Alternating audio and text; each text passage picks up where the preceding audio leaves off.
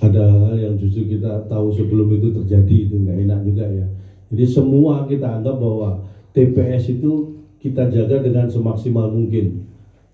Jadi kita tidak akan menyebut itu rawan atau tidak ya, karena memang tidak terbukti sering terjadi kecelakaan di situ. Jadi kalau sering terjadi itu memang disebut rawan kecelakaan. Tapi ini TPS ini 14.800 lebih itu mendapat perhatian yang sama dari Tim 03 karena kita maksimal. Jadi di semua TPS itu kita maksimal untuk menjaga suara kami dan juga mencegah kecurangan-kecurangan yang terjadi. Jadi itu terlepas dari mungkin orang menyebut itu daerah rawan atau tidak, tapi kita akan sama memperlakukan dan semua itu dengan detail kita jaga semaksimal mungkin. Mungkin dari saya itu bisa ada ditambahkan mungkin Pak Ade.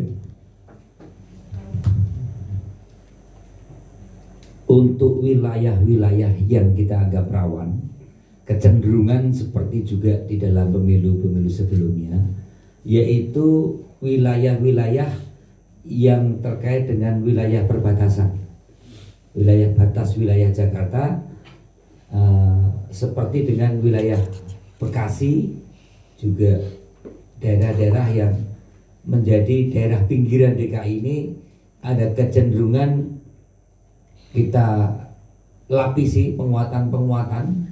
Biasanya di situ muncul kartu-kartu tambahan yang tidak jelas di wilayah-wilayah perbatasan ini, karena bisa juga tetangga sebelah itu bisa ikut nyoblos yang sebenarnya bukan warga daerah khusus istimewa Jakarta saat ini.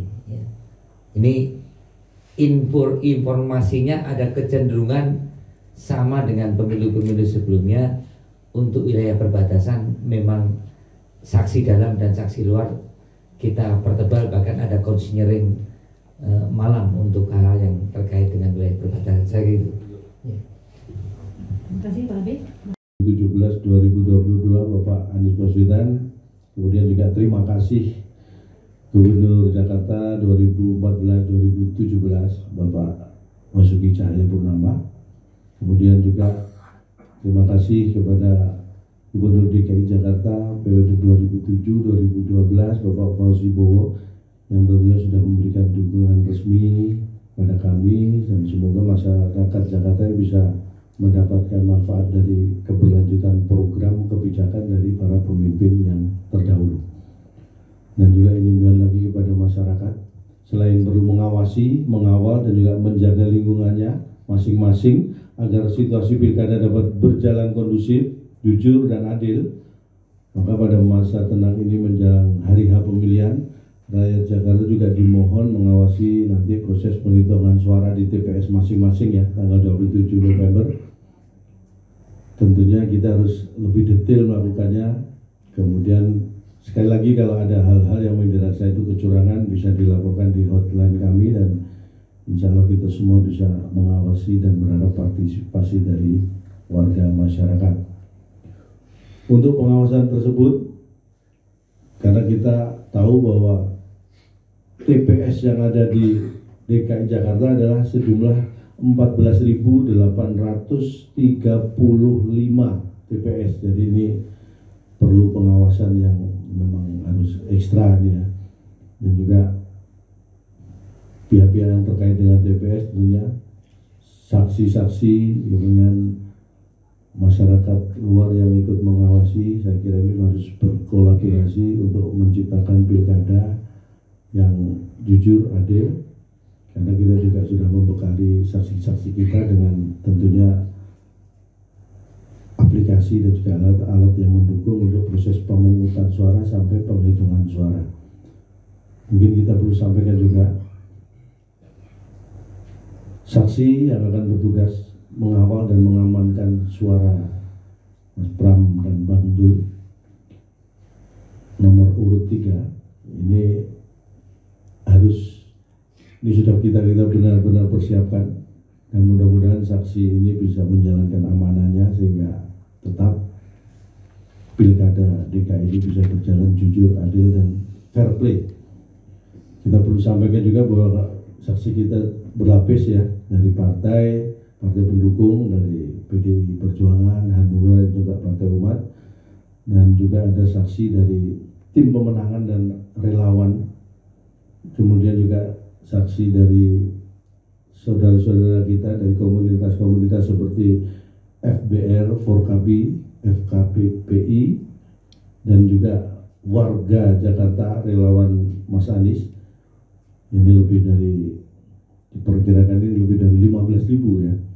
Dan kita juga ada 3.333 advokat yang nanti akan diterjunkan ke semua TPS yang tujuannya hanya untuk memastikan pilkada ini berjalan dengan jujur, adil. Ada hal yang justru kita tahu sebelum itu terjadi, itu nggak enak juga ya. Jadi semua kita anggap bahwa TPS itu kita jaga dengan semaksimal mungkin. Jadi kita tidak akan menyebut itu rawan atau tidak ya, karena memang tidak terbukti sering terjadi kecelakaan di situ. Jadi kalau sering terjadi itu memang disebut rawan kecelakaan. Tapi ini TPS ini 14.800 lebih itu mendapat perhatian yang sama dari tim 03 karena kita maksimal. Jadi di semua TPS itu kita maksimal untuk menjaga suara kami dan juga mencegah kecurangan-kecurangan yang terjadi. Jadi itu terlepas dari mungkin orang menyebut itu daerah rawan atau tidak, tapi kita akan sama memperlakukan dan semua itu dengan detail kita jaga semaksimal mungkin. Mungkin dari saya itu bisa ada ditambahkan mungkin Pak Habib.